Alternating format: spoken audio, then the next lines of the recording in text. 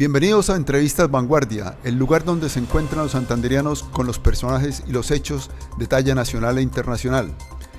El personaje que nos visita hoy es una marca, no solo nacional sino internacional, vuelvo y repito, es un personaje, como se dice en Santander, frentero, no se anda con rodeos, dice las cosas de frente, es un profesional del derecho, es líder de opinión, escritor y en este momento está recorriendo el país para presentar su último libro, Almas Asesinas.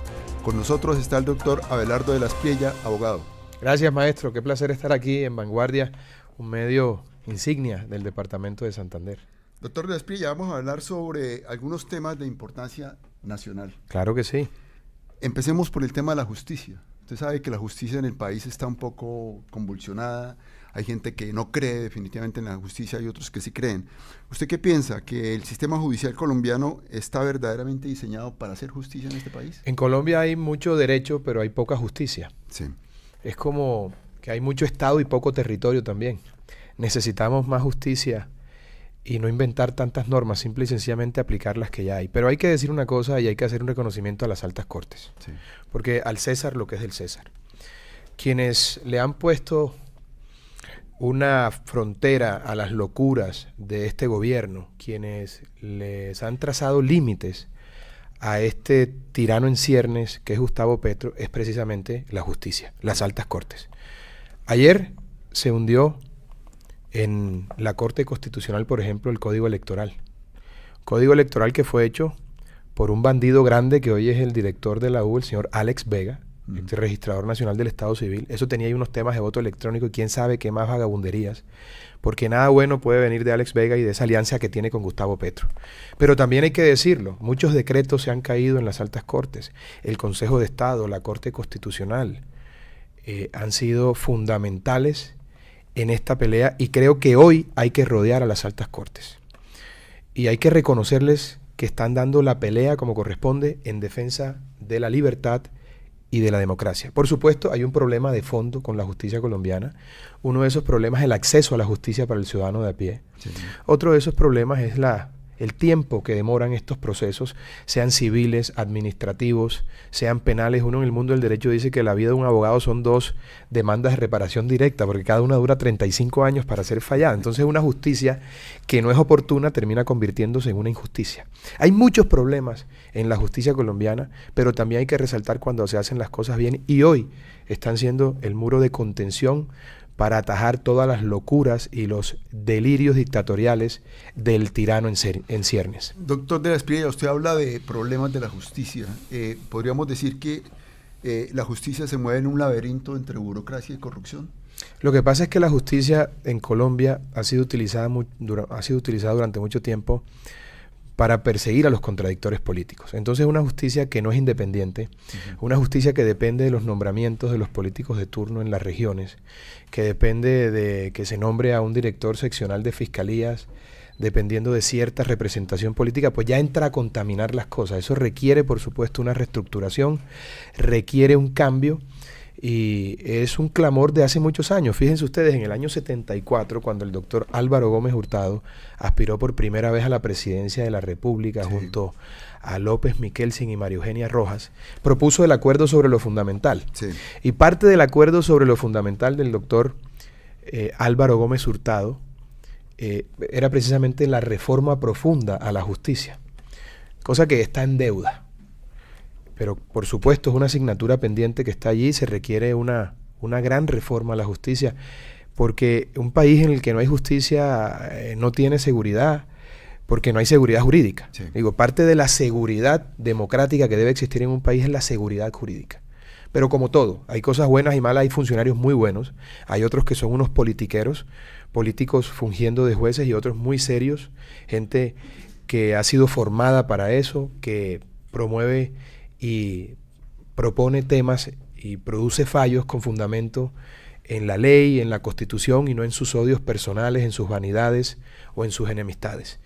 Pero hay que reconocerle hoy a las altas cortes que están haciendo un gran papel para detener los delirios dictatoriales del tirano en ciernes, Gustavo Petro. ¿Usted se considera un hombre práctico? Yo soy supremamente práctico porque soy empresario, hermano. En el mundo de la empresa tienes que ser práctico para que las empresas funcionen.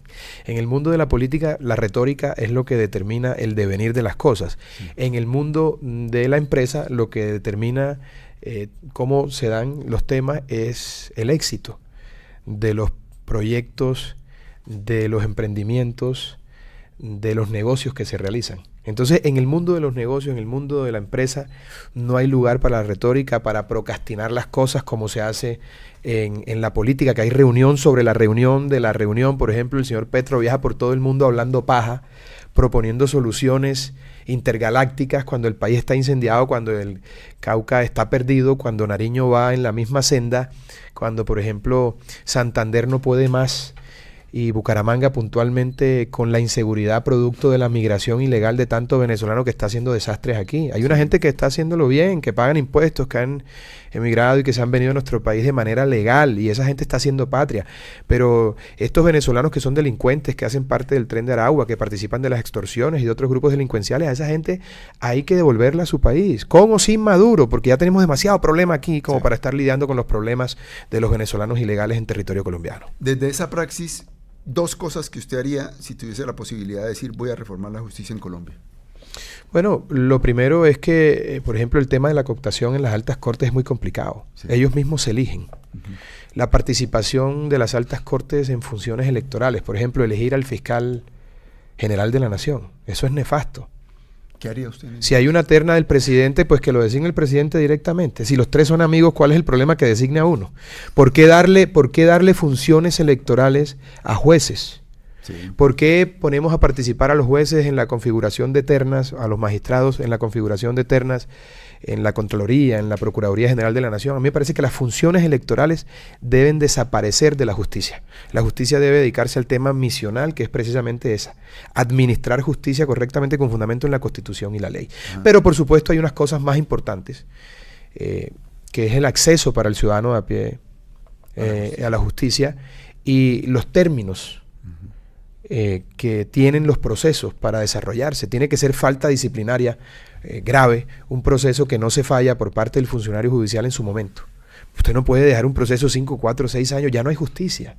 La justicia tardía se convierte en una injusticia.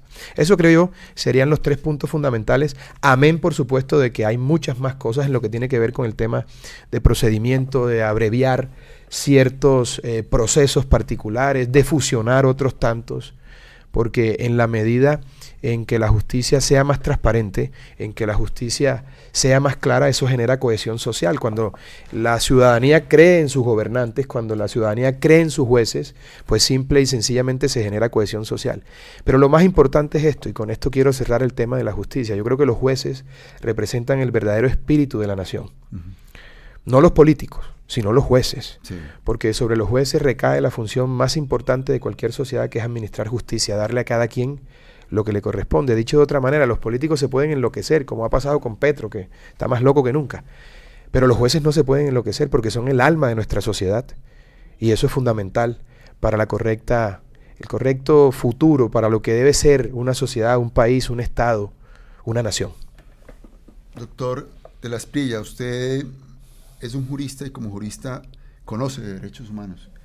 En una sociedad en conflicto, supongamos Colombia entra en un conflicto, sea nacional o internacional, ¿qué debería prevalecer? ¿Los derechos humanos o la seguridad social? No, pero vamos aclarando las cosas. Sí.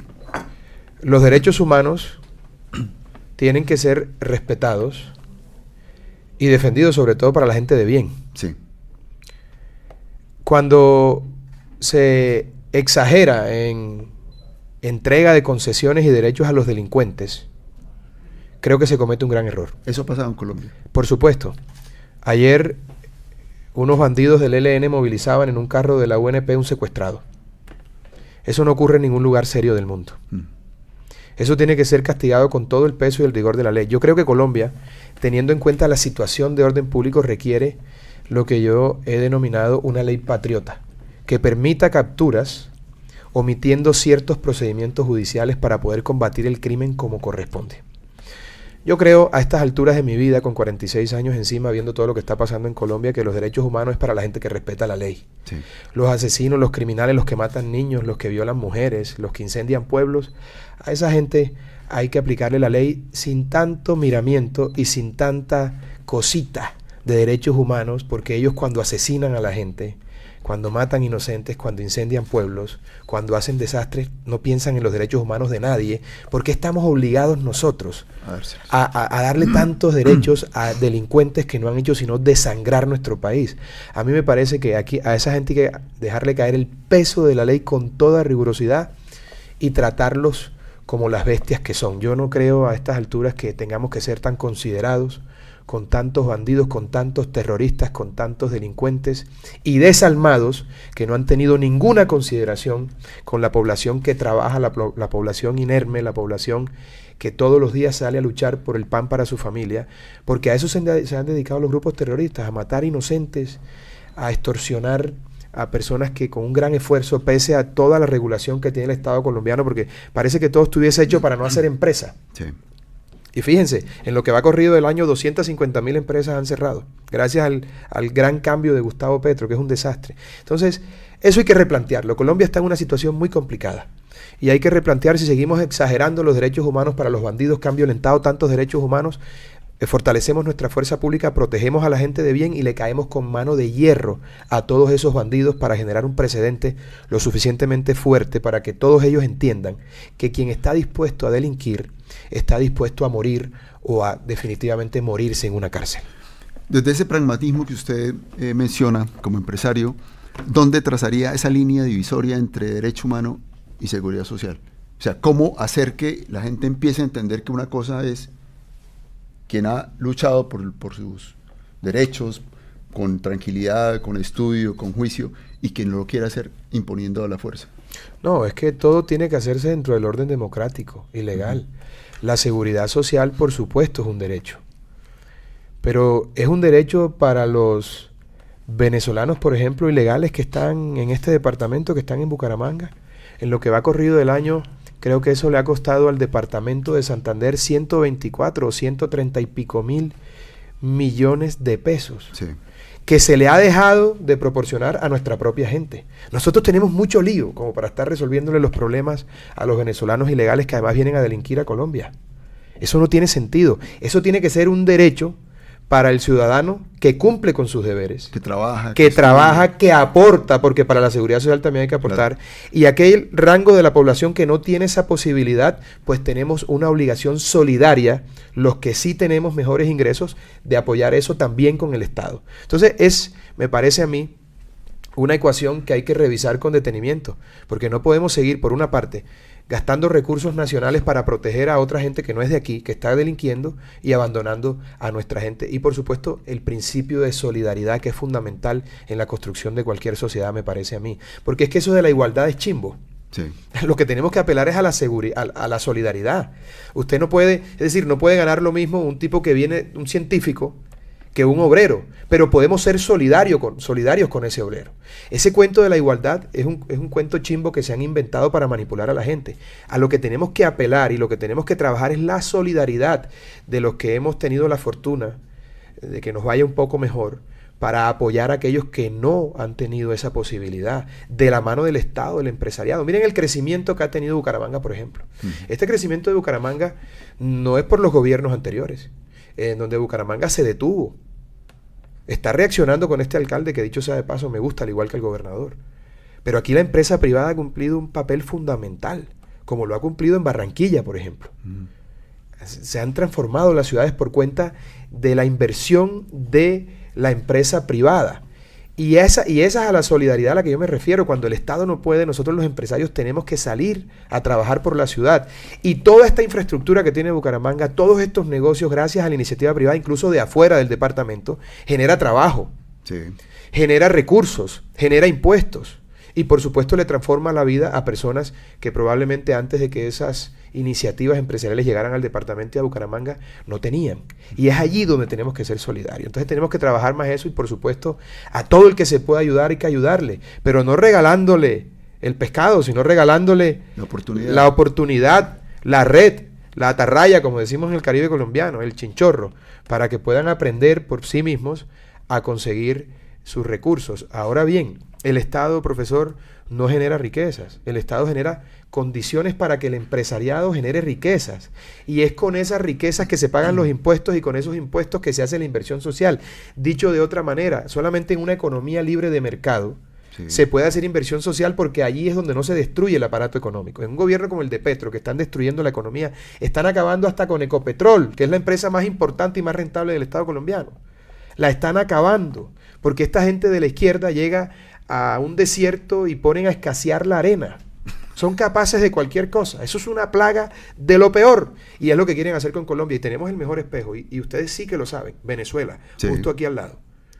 Venezuela, el país más rico, destruido por completo, a merced de la tiranía, con la represión total de las libertades y con una democracia que ya no existe. Volvamos a la praxis. Usted como abogado tiene un caso. Ese caso lo pone en una disyuntiva. Usted defiende y saca a su, digamos, el cliente a como dé lugar, o a usted le interesa más la verdad objetiva de los hechos que tienen inculpado a ese personaje. No, es que la obligación de un abogado no es sacar inocente a un cliente, es tratar de buscar el mal menor con lo que en el universo procesal existe. Ajá. Entonces, cuando usted advierte que está probada que la conducta de una persona ha sido ilegal, pues usted como abogado lo que hace, y como auxiliar de la justicia, porque los abogados somos auxiliares de la justicia, es llevar a su cliente a que reconozca unos cargos y a que con fundamento en la ley obtenga unas rebajas para hacer menos gravoso su daño. Si el hombre es inocente, pues hay que dar la pelea, así sea en la corte celestial, hermano, claro, porque es lo que corresponde. Esa es la función del abogado, que además es como la de un médico, ¿no? No puede hacer juicios morales sobre los clientes. Sí, claro. Así de sencillo. Cuando usted me pregunta a mí sobre lo que pienso que hay que hacer, yo no le estoy hablando como abogado, le estoy hablando como ciudadano colombiano y cuál es mi visión de las cosas. Pero evidentemente el abogado cumple una función determinante porque es quien valida la acción penal. Sí.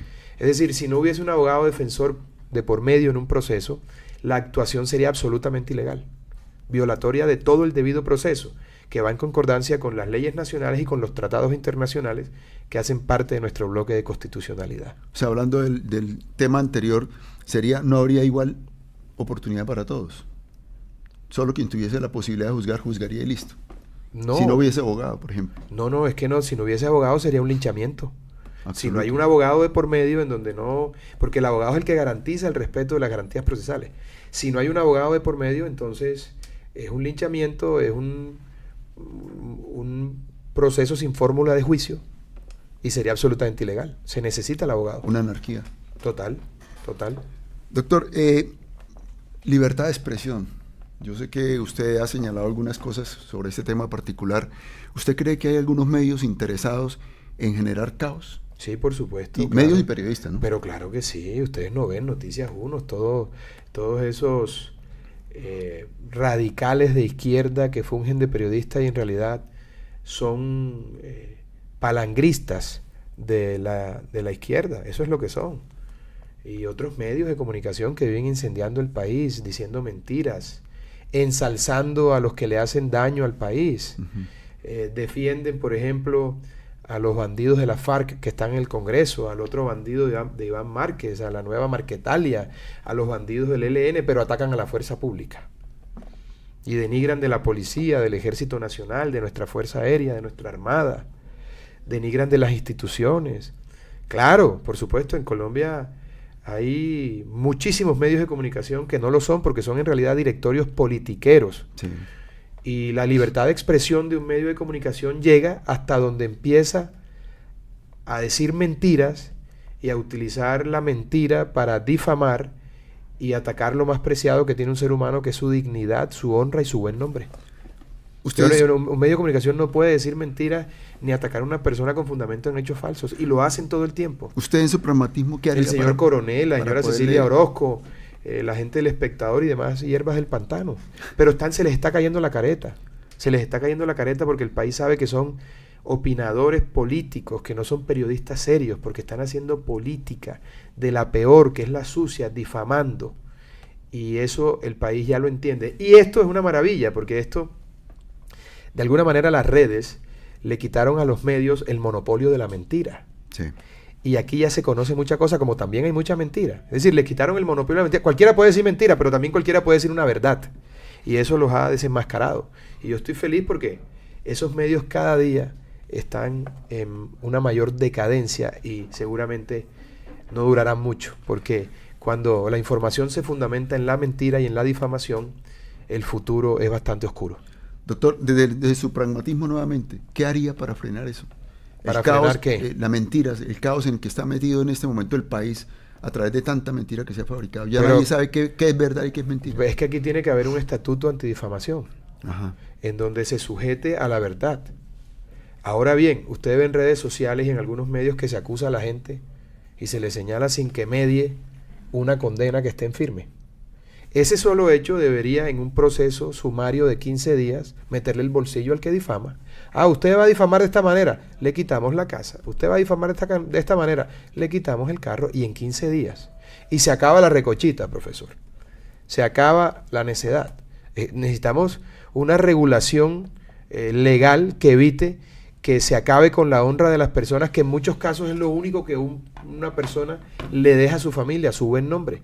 Sí. Lo más importante no es dejar dinero, sino dejar un legado de transparencia, de honestidad y de patriotismo. Y muchas veces medios fletados, como los que he mencionado, tratan de destruir eso porque ellos están del otro lado de la orilla ideológica y no están haciendo periodismo, sino proselitismo. Ahí hay un tema de impunidad, de una u otra manera. Pero claro, porque aquí el que puso de moda demandar medios de comunicación fui yo. Todo el mundo les tenía miedo. Y eran unos gatilleros de la información, eran sicarios de la moral. Y yo los he parado y les he ganado procesos, y procesos civiles, procesos penales, y me les paré a dar la pelea y lo voy a seguir haciendo. Porque yo voy a defender en mi caso particular mi honra hasta el último de mis días. Lo que sí no dejo es que venga cualquiera a manosearme y a maltratarme, porque yo tengo 4 hijos. Yo no voy a dejar que salgan a decir cosas mías que no son, cuando la verdad es otra y cuando incluso procesos judiciales me han dado la razón. Pero además es que son tan infames y miserables que incluso con la decisión judicial en la mano ponen en duda lo que un juez de la República ha dicho, que además está en firme, que hizo tránsito a cosa juzgada y que no permite análisis distinto al fallo que han producido y que han proferido los jueces de la República. Una cosa increíble, por una razón elemental. La izquierda radical de la que hacen parte esos medios no entienden de razones. Usted le puede poner a un zurdo radical, a un comunista, a un mamerto, a un progresista, entre comillas, porque eso no es progresismo, la evidencia de los hechos, los números. Usted le dice, mire los números cuando el presidente Álvaro Uribe dirige a Colombia. Mire los números de Petro. Uno puede tener la opinión que sea sobre Uribe y sobre Petro, pero las matemáticas son una ciencia exacta.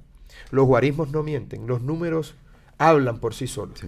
Usted le pone la evidencia, no, mire, tantas hectáreas de coca, 43.000 en la época del presidente Uribe cuando sale Uribe del gobierno. Hoy tenemos 300 y pico mil hectáreas con Petro. Estamos acabando con el narcotráfico, dicen los petristas, cuando hay más cocaína que nunca. La corrupción, mire las cifras.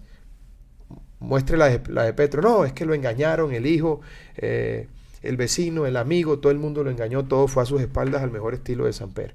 Mira la economía como estaba de bien en la época de Uribe. Mire cómo está en la de Petro. No, es Petro líder mundial. No funcionan ni siquiera las matemáticas con esta gente. No funcionan las razones, no funcionan los números. Esa gente, el que sigue siendo petrista hoy, a pesar de lo que ha pasado, a pesar de la corrupción, de la financiación ilegal, del robo continuado, del robispicio impresentable que nunca había tenido, que no tiene parangón en la historia de Colombia, en la historia republicana. Esa gente que sigue siendo petrista, a pesar de que Petro está debilitando nuestra fuerza pública y empoderando a los bandidos de toda la haya, empezando por terroristas, pasando por cuatreros, mineros ilegales, extorsionistas, asesinos. Hombre, el que sigue siendo petrista hoy, a pesar de eso, es un enemigo de la patria, al igual que Petro. Y son 4 millones de peludos, que quieren arrinconarnos a 50 millones que queremos hacer las cosas bien, que estamos trabajando y que adoramos con pasión y ardentía este país. Empezamos hablando de la impunidad en medios, ¿cierto? Con la mentira, y terminamos hablando de impunidad política. ¿Qué se puede hacer ante eso? Que es muy grande también, ¿no? No, pero es que eso se resuelve fácil. Simple y sencillamente se trata de voluntad. Pero en el caso de Petro, que ha llegado al poder, sí, valiéndose de todos los entuertos posibles, de todas las ilegalidades posibles, pues la única manera de mantenerse en el poder es de esa misma forma. Porque no, que nadie me diga a mí que el cambio se iba a hacer con Roy Barreras, Armando Benedetti y con toda la clase política tradicional que apoyó a Petro, la misma que ha desangrado al país. Y lo importante, es decir, lo que determina la deshonestidad en primer término es la falta de coherencia política. Usted no puede, como Petro, salir a decir que usted es el cambio y rodearse de los mismos bandidos de siempre. Sí. Y por otra, la financiación de las campañas. En la financiación de las campañas empieza todo. La campaña de Petro no sabemos cuántos miles de millones costó. Se volaron todos los topes. ¿Cómo se supone que una cosa que empieza mal va a terminar bien?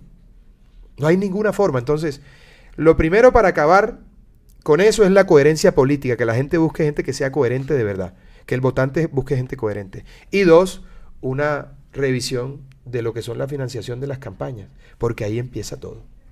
Doctor de la Espriella, yo sé que los bumangueses y santandereanos están preguntando en este momento, bueno, ¿él qué haría para que esos impunes dejen de serlo y vayan a la cárcel y paguen por sus culpas? Aquí, por ejemplo, se puede promover, hay que aplicar la ley que existe, pero, por ejemplo, se puede promover una maravillosa idea de un buen amigo, el senador Carlos Felipe Mejía, que es un bloque de búsqueda contra los corruptos. Uh-huh. Eso es fácil, todo el mundo sabe que se roban los políticos porque el político entra sin un peso y sale embilletado con finca, carro, casa y cuanta vaina. Es fácil. Usted monta un bloque de búsqueda con el Ejército Nacional, la policía, la UIAF del Ministerio de Hacienda y por supuesto la Fiscalía General, y con solo ubicar los bienes de los familiares, de los políticos, usted tiene ahí de dónde coger. Y usted empieza a tirar de esa cuerda y encuentra todo. Como dice el viejo aforismo, sigue el rastro del dinero y encontrarás el culpable. Sí. Es fácil, pero ha faltado voluntad política. Aquí no podemos dejar que se sigan robando el país. El que se quiera robar el país tiene que pagar la peor condena. Yo sería partidario de que esa gente se fuera a una cadena perpetua por meterle mano al presupuesto público. Porque cuando usted le está robando a lo público, le está robando al pobre. Y eso no tiene perdón. Hace unos años se hablaba de que anualmente se perdían en la corrupción 50 billones de pesos. ¿Usted cree que la cifra ha aumentado? por ahí, en este gobierno. Pero, hermano, solamente revisa lo de la Unidad Nacional de Gestión de Riesgo. Solamente ahí, el señor Olmedo y el señor Schneider, junto a todos sus cómplices, para comprar conciencias en el Congreso, para los proyectos de Petro, que ahora él dice no sabía nada y todo fue a sus espaldas. ¿Cuánta plata se robaron ahí? Por ahí pasó. Lo de este gobierno es una cosa sin precedentes, que no tiene parangón. Entonces, yo creo que es fácil combatir la corrupción, pero cuando se viene de la corrupción y cuando se llega al poder por cuenta de la corrupción, se amplía, por supuesto, se amplifica, porque el hombre tiene que cumplirle a todos los bandidos. Miren, Petro podrá decir que no a todo y que todo fue a sus espaldas, que me explique una sola cosa. Una sola cosa le pido yo a Petro, a quien yo he llamado el jefe de la mafia, porque él regenta un gobierno, una banda criminal que se está robando el país, que le está entregando el poder a los delincuentes y que está desangrando la democracia para que él se atornille al poder. Que Petro me explique por qué nombra a un tipo que sale de Venezuela por la puerta de atrás, en donde hay unas grabaciones que se hablan de más de 15.000 millones de financiación ilegal que no fueron reportadas en la campaña. Abre una embajada que tenía casi 40 años cerrada y nombra a la joya de Armando Benedetti en la FAO. Que explique ese solo hecho. Claro, está comprando el silencio de Armando Benedetti. Y aún así los petristas siguen aplaudiendo eso. ¿Es la primera vez que usted le hace esta pregunta directamente? No, ya se la ha hecho varias veces, pero él a mí no me contesta. ¿Nunca? Nunca me ha contestado, no. Nunca me ha contestado. ¿Cuántos millones de colombianos son víctimas en este momento de la impunidad y tanta cosa que está sucediendo en el país?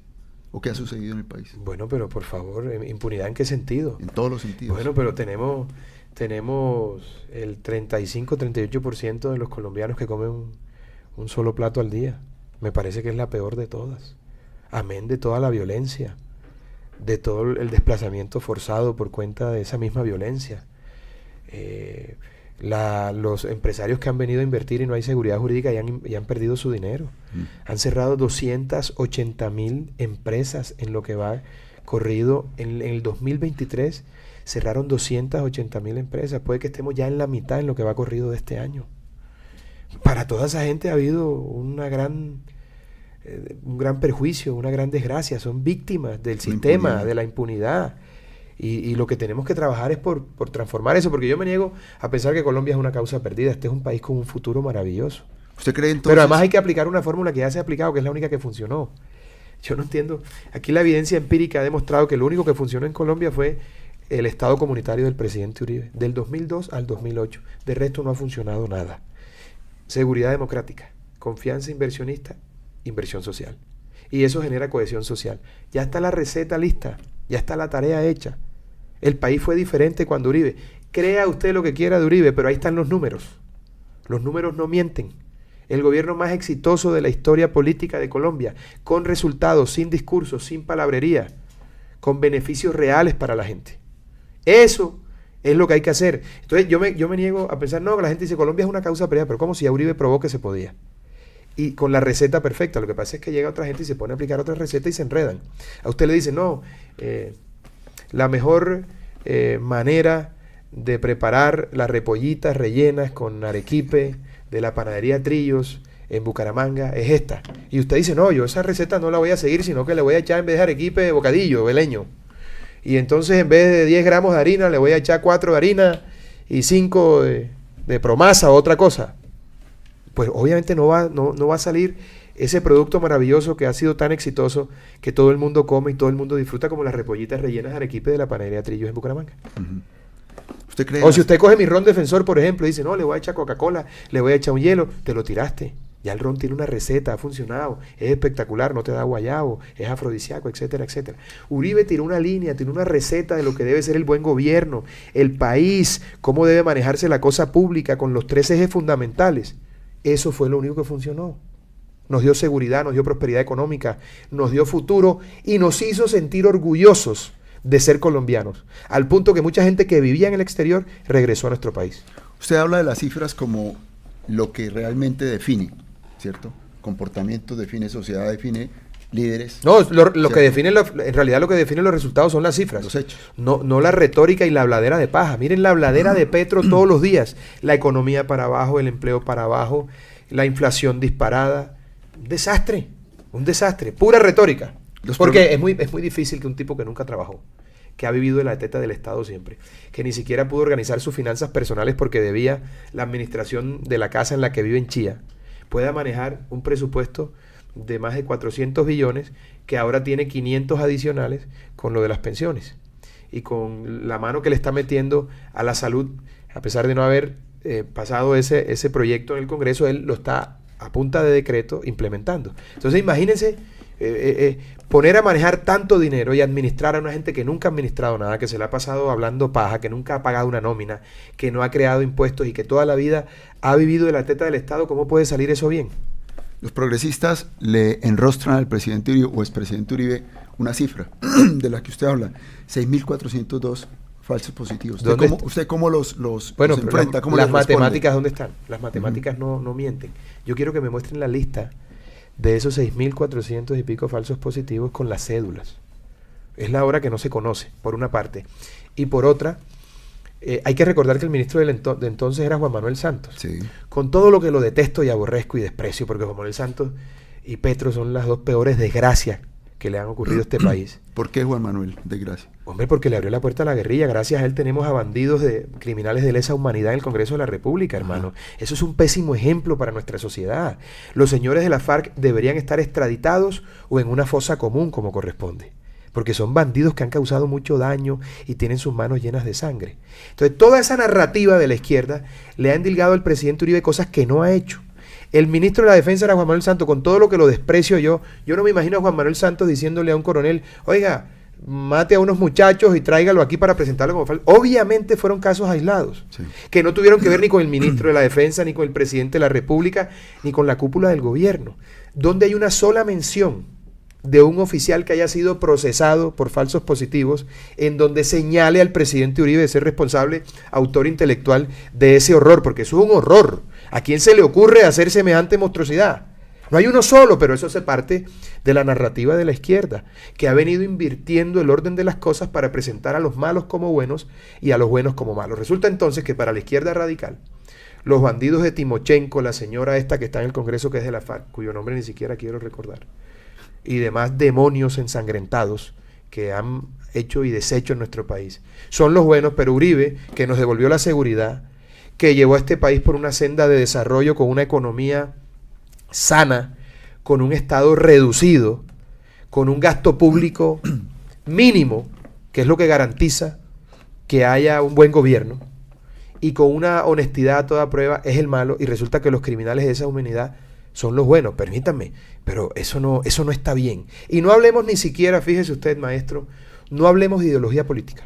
Hablemos de principios, porque ese es otro cuento de la izquierda, haber inventado la extrema derecha. ¿Extrema derecha de qué? No hablemos de ideología, hablemos de principios. ¿Usted considera, al igual que yo, que debe haber una economía libre de mercado? Claro. ¿Usted considera, al igual que yo, que hay que respetar a la fuerza pública y empoderarla para que haga su trabajo? Claro, yo vengo de una familia que todos pertenecen a la Muy fuerza bien. pública. ¿Usted considera, al igual que yo, que las drogas no pueden ser un divertimento, que son un peligro? Claro. ¿Usted considera, al igual que yo, que no hay que andar abortando por ahí como si se tratara de cualquier cosa y no de una vida humana? Ok. ¿Usted considera, al igual que yo, que no es bueno que a los colegios de nuestros hijos vayan travestis a hacer presentaciones? Claro. ¿A usted le gustaría que un nieto suyo, un hijo suyo, que tiene 5 o 6 años, vea un show de un travesti en el colegio? No. No. ¿Usted cree que a los bandidos hay que someterlos al imperio de la ley? Y que no, el que no se someta hay que darlo de baja con las armas del Estado. Claro. ¿Usted cree, al igual que yo, que la paz y la seguridad no se negocian con los bandidos, sino que se imponen con las leyes y las armas del Estado? Usted está de mi lado, llame a eso como le dé la gana. El que está del otro lado es enemigo de la República. Pero esto no es extrema derecha. Esto es sentido común. Esto es defensa de los valores republicanos que dieron origen a nuestra nación. Es entender que la familia es el núcleo fundamental de la sociedad y que tenemos que respetar la vida humana. Le hago una pregunta a propósito de esto. ¿Usted es de derecha? ¿Es de extrema? No, le estoy contestando. Póngalo No. como quiera. Porque según lo que he visto, usted está del lado mío. ¿Cómo quiere que se llame eso? El lado correcto Yo de las creo cosas. que demócrata. Ah, bueno, fíjese. Ese cuento de extrema derecha se lo inventaron los zurdos, estos sarnosos, para presentarnos a nosotros como si fuésemos unos enfermos mentales, unos radicales. Y nosotros lo único que queremos es respetar la ley, aplicar la Constitución, defender a los buenos y acabar con los malos. Punto. Doctor de la Espiga, una pregunta ya para finalizar. ¿Cuál cree usted que es la peor amenaza que se cierne sobre Colombia en este momento? Gustavo Petro y sus intenciones de atornillarse al poder. No se equivoquen, Gustavo Petro se quiere quedar. Está destruyendo la economía para que la gente dependa del subsidio estatal. Y por eso le está metiendo mano a las pensiones, por eso ha propuesto meterle mano a los ahorros de los colombianos. A los que están en los bancos, ni siquiera en las pensiones. Miren el delirio de este sujeto. Para comprar conciencias en el Congreso, llevar subsidios a la gente. La economía hoy está en esta inflación. ¿Qué quiere decir eso? La inflación disparada, la economía no crece en lo absoluto. Eso no es fortuito, eso lo ha hecho la historia de manera inveterada, la izquierda de manera histórica e inveterada, para poner a la gente a depender del subsidio estatal, destruir la economía, empodera a los grupos delincuenciales a los que le está ofreciendo impunidad. Los mueven los carros oficiales de la UNP, Sí. protegidos por seguridad oficial. Está feriando los recursos con políticos de su bancada y de otras bancadas que son cómplices de ese bandidaje para pasar los proyectos con los que él se quiere quedar con la plata de los colombianos y que le den más atribuciones, por supuesto, para atornillarse el poder. Y a los bandidos les ofrece que no los extradita para que le garanticen el control territorial en las regiones. Petro se quiere quedar y lo estamos, no lo hemos leído correctamente. Y ese es el gran reto, que haya elecciones en el año 2026. Por eso yo he creado una iniciativa que quiero aprovechar su espacio aquí en Vanguardia, maestro, para invitar a todos los santanderianos a que se inscriban en defensoresdelapatria.com. Es una iniciativa ciudadana que busca reclutar abogados y profesionales de todas las carreras para demandar todos los decretos de este gobierno, todas las leyes que promuevan, porque nada bueno puede salir del jefe de la mafia y de su gobierno criminal. Y 2, para que establezcamos un ejército de demócratas que sean supervisores de las próximas elecciones como jurados. Vamos a establecer comités en los departamentos, en los municipios, para crear grupos que protejan la voluntad popular, porque de nada sirve tener los votos si el régimen le mete mano a eso como ha ocurrido en Venezuela. Tenemos que estar muy atentos a eso. Afortunadamente ayer, insisto, como lo dije al principio de mi intervención, se cayó el código electoral que tenía muchas trampas, hecho por un bandido, Alex Vega, presidente del partido de la U, que es un delincuente, socio de otro bandido que es Gustavo Petro. Nada bueno puede venir de esa plaga y tenemos que estar allí. Entonces, por favor, inscríbanse porque necesitamos santanderianos ahí, llenos de ardentía como son ustedes, de pasión, de patriotismo, para defender este país que tanto queremos. Se pueden inscribir en defensoresdelapatria.com. Les vamos a hacer llegar su carnet. Vamos, como les dije, a organizar comités municipales, departamentales, para demandar todos los decretos del gobierno, las leyes que promueva el Ejecutivo y para verificar que la voluntad popular se respete como corresponde en el 26 y no nos pase lo de Venezuela. Usted me acaba de dar me acaba de dar la segunda pregunta que le iba a decir en este momento. ¿Qué hacer para enfrentar esta amenaza? Ahí está la solución. Respondida. Estamos proponiendo, ¿Hay algo más que agregar? Estamos proponiendo una solución. No, necesitamos soldados de la patria que se atrevan a defender la democracia. Y creo que aquí en Santander vamos a tener mucha gente reclutada, porque el santanderiano es una gente con carácter. Es gente que le duele Colombia, son trabajadores, son emprendedores, son luchadores, y al igual que yo, creen que no podemos dejarnos robar el país de esta banda criminal que dirige Gustavo Petro, como se la robó Maduro, como se robó ya Maduro a Venezuela. Qué tristeza lo de Venezuela. Santanderianos y bumangueses, se los dije, la persona que estaba invitada hoy a Entrevista Vanguardia es una marca, es tan frentero como los santanderianos, no tapa nada, no tiene filtros. Y tan peleonero como los santanderianos. Yo acabo de hablar con todos ustedes. Yo también soy peleonero como los santanderianos. Doctor Díaz Padilla, muchas gracias por la invitación. Gracias por la invitación, gracias, es un placer. Por aceptar estar aquí con nosotros y éxitos en su recorrido. Muchas gracias, estoy feliz aquí lanzando mi libro Almas Asesinas esta tarde a las 4 de la tarde en el Café Mesa de los Santos y esta noche en el Holiday Inn Cacique, mi ron defensor. Y hablando de política porque nos preocupa el país. Muchas gracias. Muchas gracias, maestro. Muy amable.